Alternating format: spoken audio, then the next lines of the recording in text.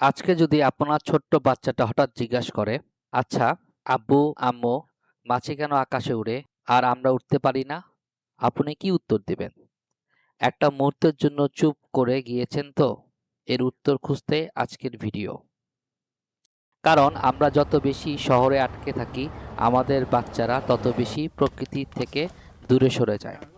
আমাদের শিশুরা আজ বড় হচ্ছে কংক্রিটের জঙ্গলে। তাদের খেলার মাঠ হচ্ছে লিভিং রুম, বন্ধু হচ্ছে কার্টুন চরিত্র। কিন্তু জানেন কি, গবেষণা বলে প্রকৃতির সাথে সময় কাটানো শিশুর মস্তিষ্কের বিকাশে সাহায্য করে, বাড়ায় মনোযোগ, কমায় চাপ। এটা কোনো বিলাসিতা নয়, এটা আমাদের সন্তানের মৌলিক অধিকার। যদি আপনি আপনার সন্তানের শৈশবকে স্মরণীয় এবং পরিবেশ সচেতন করে তুলতে চান, তবে এই ভিডিওটি আপনার জন্য খুবই গুরুত্বপূর্ণ। আর গবেষণায় বলে ৭ বছর বয়সে আগে যদি কোনো শিশু প্রকৃতির সাথে ঘনিষ্ঠ সম্পর্ক গড়ে তুলতে পারে, তাহলে সে বড় হয়ে প্রকৃতি রক্ষায় অগ্রণী ভূমিকা পালন করে, তার বাসযোগ্য পৃথিবীকে আরও বেশি নিরাপদ করতে কাজ করবে। কিন্তু বাংলাদেশে আমরা দেখি কি ৮০% শিশু শহরে জন্মায়, মোবাইল, টিভি, ল্যাপটপ স্ক্রিনের আলো বড় হয়, তাদের খাবার খাওয়াতেও মোবাইলে গেম খেলতে বা কার্টুন দেখাতে হয়। শিশু নিয়ে ভ্রমণ মানেই খরচ বাড়বে ভাবছেন? উত্তরটা না। ঢাকা থেকে ট্রেনে চট্টগ্রামে সীতাকুণ্ড ১০০ টাকা প্রতিজন। মাদারপুরের হাওর স্থানীয় নৌকা ভাড়া ২০০ টাকা। মাছের ঝোল আর ভাতের দুপুরের খাবার কমপ্লিট। আপনি জানেন কি শিশুর জন্য সবচেয়ে দামি উপহার কোনটি? অভিজ্ঞতা। এর চেয়ে বেশি কিছু জানলে কমেন্টে জানান, কারণ জানবার এবং জানাবার এ এক অন্যতম মাধ্যম। শিশুদের প্রকৃতির কাছে নিয়ে যাওয়া কেন এত জরুরি? এটি কেবল বিনোদন নয়, এর পিছনে গভীর বৈজ্ঞানিক ও মানসিক কারণ রয়েছে। আসুন তা এবার জেনে নেওয়া যাক। ১. জ্ঞানী হয়ে ওঠা ও মানসিক বিকাশ। প্রকৃতি হলো সবচেয়ে বড় শ্রেণীকক্ষ। এখানে শেখার কোনো শেষ নাই, আর শিশুরা স্বভাবগতভাবে কৌতূহলী। একটি ছোট পাথরে হেঁটে বেড়ানো পিঁপড়াকে যা শিশুরা নিজেরাই আবিষ্কার করে। তারা মাটির গন্ধ, ফুলের রং, বাতাসের স্পর্শ সবকিছুই সরাসরি অনুভব করে। এই সংবেদনশীলতা তাদের কল্পনা শক্তি বাড়ায়। গবেষণায় বলে প্রকৃতির সান্নিধ্যে শিশুদের অস্থিরতা কমে এবং তাদের মনোযোগের সময়কাল বাড়ে। ২. দায়িত্বশীল নাগরিক তৈরি। ইকো ট্রাভেল মানেই হলো কম কার্বন নিঃসরণ এবং স্থানীয় সংস্কৃতিকে জানা ও তার প্রতি সম্মান দেখানো। শিশুরা যখন দেখবে একটি প্লাস্টিক কীভাবে একটি গাছের ক্ষতি করছে, তখন তারা নিজে থেকেই দায়িত্বশীল হতে শিখবে। একটি ছোট্ট মাছ বা পিঁপড়াকে দেখলে তারা শিখবে যে এই পৃথিবীকে শুধু আমরাই নয়, আরও অনেক প্রাণী বাস করে। আমরা চাই না আমাদের সন্তানরা এমন এক পৃথিবী পাক যেখানে শুধু কংক্রিট আর দূষণ। আমরা যদি ছোট থেকেই তাদের প্রকৃতির রক্ষক হিসেবে তৈরি করতে পারি, তবেই ভবিষ্যতের পৃথিবী সুরক্ষিত থাকবে। আমরা তাদের জন্য রেখে যেতে পারবো নিরাপদ বাসযোগ্য এক পৃথিবী। ইকো ট্রাভেলের মূল নীতি ৩টি মন্ত্র। শিশুদের নিয়ে ইকো ট্রাভেল শুরু করার আগে আমাদের ৩টি মূল মন্ত্র মনে রাখতে হবে। ১. নো ট্রেস, মানে কোনো চিহ্ন নয়। যেখানে যাব সেখানে আমাদের উপস্থিতি যেন কোনো নেতিবাচক চিহ্ন না রাখে।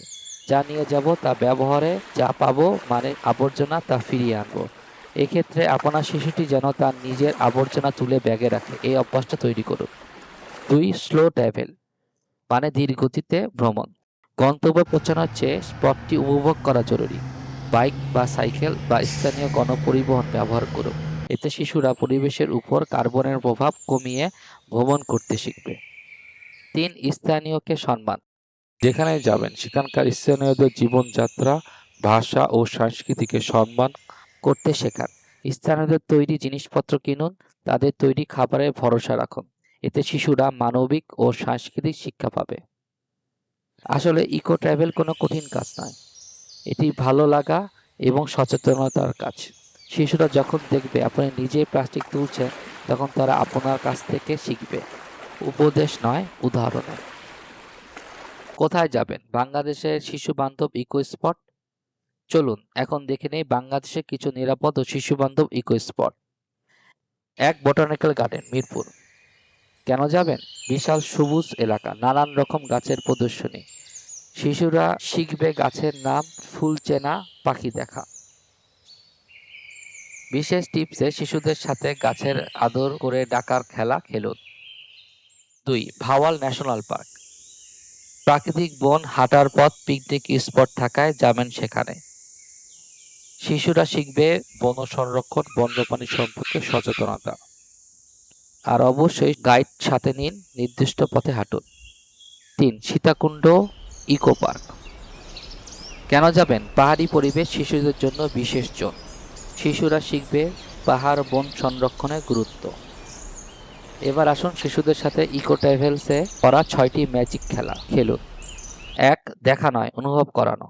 বাচ্চাকে শুধু বলবেন না, ওই দেখো একটা বট গাছ, বরং বলুন, এই গাছটার ছায়ায় বসে শোনো কানে কি শব্দ আসে, নাকে কি গন্ধ পাও, হাত দিয়ে ছালের অনুভূতি, মাটির স্পর্শ, বৃষ্টির পানিতে পা ডোবানো। এগুলো তাদের মস্তিষ্কে প্রকৃতির সাথে সংযোগ করে তোলে। 2. কোনো কিছু নিও না, কোনো কিছু ছেড়ো না। স্মৃতি হিসাবে পাথর নেব না, একটু প্লাস্টিক ফেলে আসলে কি হবে? প্রকৃতি নষ্ট হবে। শিশুদের শেখান, তাদের সাথে খেলুন ন্যাচারাল বিঙ্গো। একটি লাল পাখি, একটি গোলাপি ফুল, একটি পোকার ডানা। শুধু দেখবে, ধরবে না কিন্তু। 3. লোকাল কমিউনিটির সাথে জড়িয়ে পড়ুন। একটি মৌমাছি চাষি পরিবারের সাথে বসুন, শিশুকে শেখান, জানো এই মৌমাছি গাছ পোকা মারে না, বরং ফুলে ফল ধরার কারণ এটি। এতে শিশু শেখে প্রকৃতি শুধু দৃশ্য নয়, বরং জীবন্ত, আর স্থানীয় মানুষই প্রকৃতির প্রতি দায়িত্ববান, সেখানকার সত্যিকারের রক্ষী। 4. কেন প্রশ্নের উত্তর দিন সরল ভাষায়। শিশু জিজ্ঞাসা করবে, আচ্ছা বলো তো, এই নদীতে কেন মাছ নেই? এখানে সত্যি কথা বলুন, কিন্তু আশার সাথে। একসময় এখানে অনেক মাছ ছিল, কিন্তু আমরা অনেক প্লাস্টিক নদীতে ফেলেছি। কিন্তু দেখো, ওই দলের মানুষগুলো প্লাস্টিক তুলছে, তুমিও পারবে। 5. ম্যাপ রিডিং ও টেল বিজিং। স্থানীয় ম্যাপ দেখিয়ে শিশুকে নিজেই পথ খুঁজে বের করতে বলুন, অবশ্যই তা ছোট এবং নিরাপদ টেইলে। এতে দিক নির্দেশনা, সমস্যার সমাধান এবং আত্মবিশ্বাস বাড়ে শিশুর। 6. নীরবতার খেলা, সাইলেন্ট গেম। একটি নির্দিষ্ট সময়ে 2 মিনিট সবাই চুপ থেকে প্রকৃতির শব্দগুলো শুনতে বলুন। পাখির ডাক, পানির শব্দ, বাতাসের শব্দ। এতে আপনার শিশুটি মনোযোগ বৃদ্ধি ও প্রকৃতির সূক্ষ্ম সৌন্দর্য উপলব্ধি করতে শিখবে সে।